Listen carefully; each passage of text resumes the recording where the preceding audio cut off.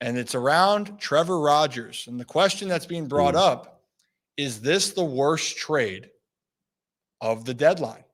And honestly, right now, if we're talking about for the Baltimore Orioles, I don't think it's a question. It's the one that has worked out the worst for the team. Trevor Rogers coming over was supposed to be one of the guys in the rotation, hopefully find a little bit of that form that he had years back.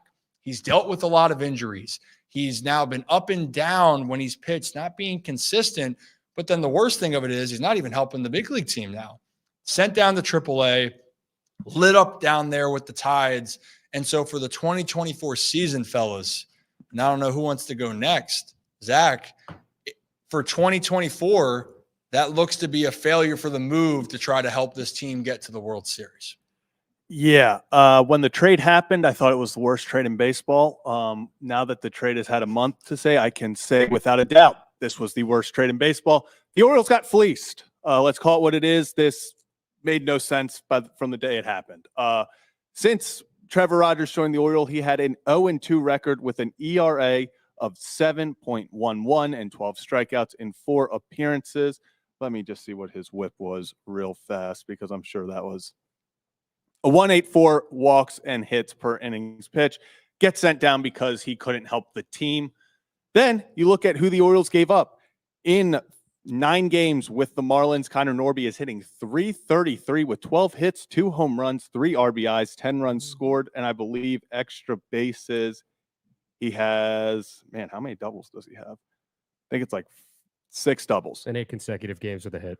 Yeah, I mean, Connor Norby, that's what sucks, is it's not necessarily how just bad Trevor Rogers has been, but it's the fact that you gave up a guy that I think we all agreed when he was here, we thought if they gave him an opportunity, could be a centerpiece type of guy on this team. Obviously, Kyle Stowers, a little bit different. He's only batting .182 with 14 hits in 25 games, but he's starting to put it together. He has a hit in 4 straight games, including 2 multi-hit games and a home run and a triple in those games. So, yeah, this has just been probably the worst case scenario for the Orioles. This is the first time I've looked at Mike Elias. I think Mike Elias made a trade to make a trade. Well, they felt like they needed to get a lefty. There weren't enough lefties, good lefties out there, and I think it was a panic move. I think it was. And I'll let you go, Rock, then after this. I understand, Zach, of saying a panic move. I won't say it was a panic. I just think that teams probably around, I'm wondering how they valued Kyle Stowers, because that was the one guy age-wise that was getting up there but didn't have run in the big leagues. I love what Stowie's able to do, but that's one thing. Norby was the piece. And you're sitting there going, all right, well, you can see the hit tool. He's got the age to continue to grow and get better. And so we kind of had that feeling with Connor. Now it is early. And for the Orioles, I want to preface this, Rock, and you can go ahead. Yep. I'm saying right now for the worst trade for 2024, because Rogers is under contract. So it's incomplete on what it's going to be for 25.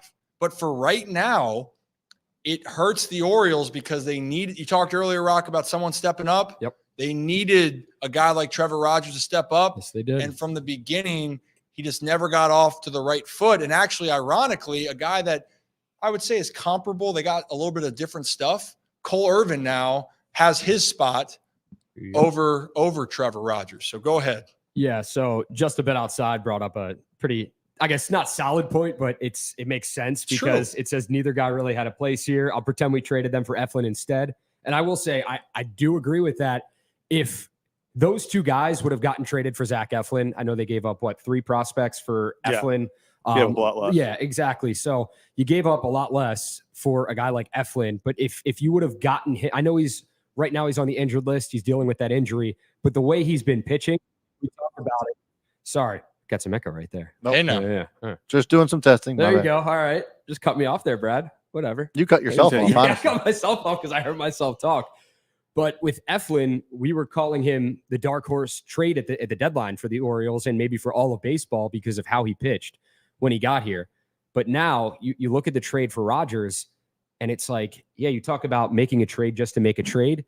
For starting pitching going forward in a fresh new slate, because listen, trade deadline's over. The Orioles did what they did, and unfortunately, in some cases, they're stuck with what they got. And a guy like Rogers, who's now down in AAA and he can't help the Orioles, wasn't helping them when he was up here in the big leagues, can't help them out anymore now in AAA.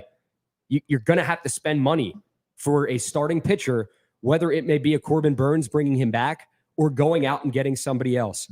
Listen, when you look at who you could have next year in your rotation, Eflin, Grayson, Bradish, depending on when he comes back, what the timetable looks like for him. All right, you're looking at a great rotation. Right now, you talked about it, Rip, earlier. They have an all-star injured list starting rotation, it looks like, from the guys that are hurt. Oh, yeah. But what they need to do going forward in the offseason, you look at what you have and you got to spend some money on starting pitching. That's going to be the thing. Hitting, okay, hopefully that falls into place and these young guys are only going to get better. At least that's a hope. But pitching is going to be so hard to come by, just hoping that guys come up and they make it in the bigs. Yeah, well, then for hitting, just to close that out, I mean, I wasn't kidding when I've done the breakdowns of saying the Orioles have every capability talent-wise to go out there and be one of the top teams offensively because they have the ability 1 through 9 for someone to be dangerous. What they've lacked this year compared to last year is situational success. It's executing with 2 strikes, but talent's there. Now, pitching-wise, also have talent, but they do need to have either one, guys need to stay healthy. When you lose a guy like Kyle Bradish, Tyler Wells, John Means, Grayson Rodriguez on the IL yet again, it adds up. And then on top of it, we can't dismiss that you're missing Danny Coulombe, who's your best high leverage reliever outside of Cano. In this case, I would argue that Danny Coulombe has the most trust from Brandon Hyde. And then Jacob Webb. So you're missing a lot of guys. Now, if we're going to go positive here, because Trevor Rogers, we hope things can get, that's what I'm saying, incomplete for 2025. Yes. 2024, though, it's not looking good. Nope. Zach Eflin's looked pretty damn good. Yep. 1.40 ERA in August. And it looks like the reports, he's going to be ready to start as soon as he comes off the IL. So Zach Eflin, no rehab. He's going to get back out there. He's been probably the best chip that the Orioles have gotten so far. I'd say Eloy Jimenez has been a nice surprise DHing. Dominguez. Not going to play the outfield. Dominguez or Anthony, yeah, he's had a couple of those moments in New York with some walk-off jacks. And, hey, tip your cap. But I think Dominguez has been a surprise for what a lot of people have saw. Soto, you don't have the most confidence at the moment. But overall, the Orioles did get some good things, Brad. But the biggest one that stuck out, obviously, was Trevor Rogers, because what is the most injuries that the Orioles have had? It's been to the starting rotation. What have they needed the most success from? Their starting pitchers.